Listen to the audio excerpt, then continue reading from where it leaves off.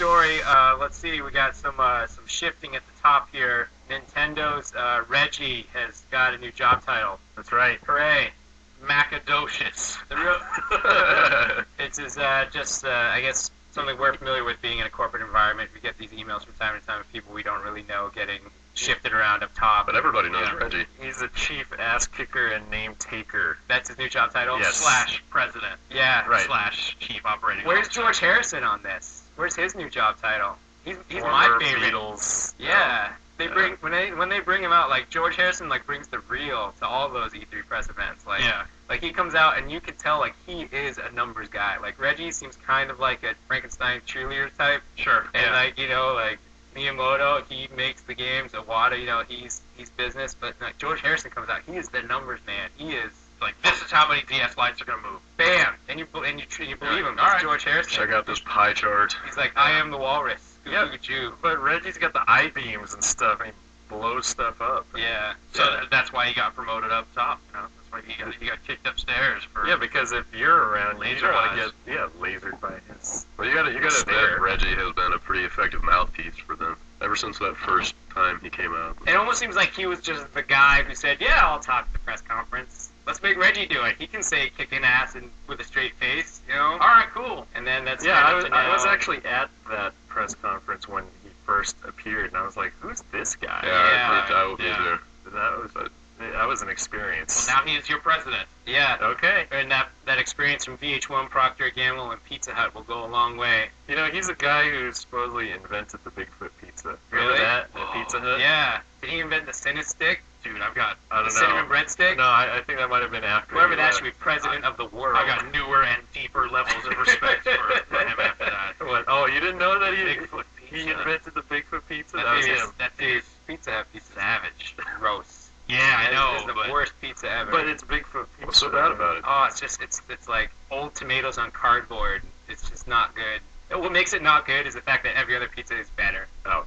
Yeah, that's I already play a fair amount of multiplayer games, but Yeah. there's still something to be said for telling a good story, and multiplayer games just don't seem to be able to do that very well. Ooh, what are you talking about? That 420 24/7 NYC gangsta telling me stories when I was playing Xbox Live. Word. Right. Yeah, I guess he was. Yeah. Okay. Yeah. So if you want to hear stories about how high someone is, Xbox Yeah. Live's great for that. Yeah. I'm just gonna sit back and listen to you guys.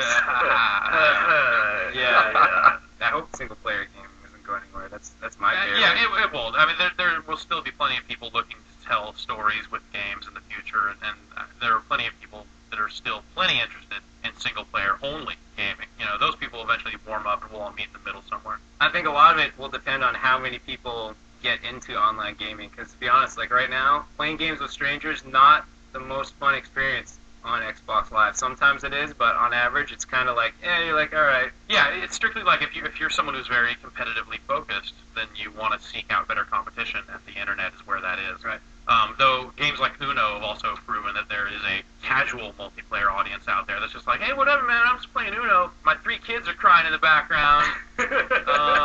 Dogs on fire. But hey, I'm gonna make it red. Yeah. You know, that Uno is seriously crazy. Like if you've been playing online first-person shooters and adapting to that crowd and how horrible they are, and then go play Uno. So is it a whole different It's like happy- breed of horrible? happy family, yeah, it's like a different breed of crazy. Just like exactly. It's just like women with people crying in the back, with like babies crying in the background, You've heard this?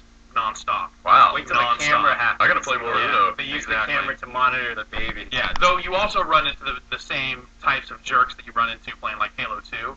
Yes. And in the Uno environment, that's like 10 times as awesome. Ooh, you ain't got no green. Well, I'm gonna challenge that. I'm gonna challenge that. Yeah. How do you challenge in Uno?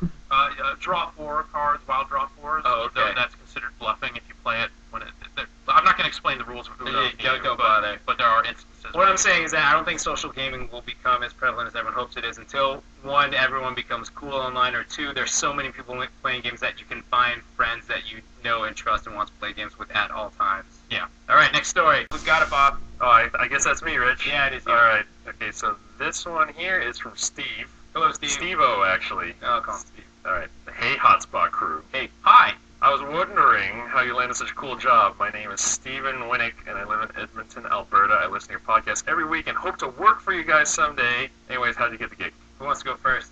I won an eating contest against Kobayashi, and Jeff was there, and he was so impressed. He's like, dude, We got to get this guy. yeah, we gotta big this guy up. He just owned Kobayashi. Yeah, that's how I got it. Pretty much. True Well, story. We were going to hire Kobayashi, too. Yeah, but- True but story. True story. Yeah. Actually, Brad and I kind of have followed a similar path here, right, Brad? Pretty much, yeah. Right? You mean random dumb luck? Yeah, and internships. That too. Yeah. I actually got my job through my college's alumni database. There's someone here who's in an office capacity, and I fired her an email because she went to my school and she was on the alumni database. I was like, hi, I make movies. I enjoy video games. I see you work for GameSpot. Might you have any openings? And she's like, yeah, we got an internship. So The lesson I got here, that. Steve, is it's not what you know, it's who you know. pretty much, that's at least in my case, that's how it worked Yeah, out. I totally. got really lucky. I mean, Bob said I wouldn't have been hired if I wasn't qualified for the job. In college, I did not go to class. Instead, I made movies and played video games. So do what you love. So obviously you're qualified. Exactly. That's roughly the same path I took. Yeah. What'd you do, Jeff? Instead of going to classes, I played video games That- and made horrible public access TV show. Yeah, that's what I did. Well, not the horrible public access TV, but you yeah. almost got kicked out of school, didn't you? Well, I dropped out of school Oh, that's what I for should a have while. counts. Yeah. See, I was my choice. They Yeah. didn't kick me out. I said, Exactly. I'm walking out that door. I got StarCraft to play. Exactly. Yeah, And yeah. look where I am today. Oh God. See, there is a lot of luck into getting any job, really, regardless of where you work. It's just a matter of persistence and timing. Yeah, It is. if you want to be writing about it, play a lot of games, write about them, write user reviews, go work for fan sites, do that. Just get your name published, get it out there. And as cliched as it sounds, it is very much about who you know. It is. So put It really yourself is. out there on the internet. Try to get noticed. Try to communicate with people that might be able to put you in touch with the right And dudes. definitely, and like you really want to hone your craft when it comes to writing. You want to do as much as you can and get it out there because you never know when we or somebody might be looking for a new reviewer. Yeah, You never know. you never know. You never know what's You going to never happen. know You when never that might know. happen. What's Seriously, gonna happen. though. You never know what's going to It happen. could happen at any point. Anything We can don't happen even know. sometimes, too. We have no idea. No. Yeah. We have no idea. By the way, Jeff, you just said crap. Yes, You were it is a craft. You were channeling Ryan Davis there for a second. So that's going to do it for the emails. You can send your email to Hotspot. It's hotspot@gamespot.com. Just use your email utility in the to field. Put hotspot at skull. Hello, my GameSpot total access name is Jeff. My real name is Jeff. Long time listener. I just want to call in and say, hey, what's up? Your show's pretty good. Thank you. You guys want to hang out sometime? No, dude, totally. You should put, yeah, it'd be good. Rich, you should sit down, man. Calm down. He's got a point. All pretty chill. Alright, but see you later. Well, this guy's a jerk. That guy sounds man.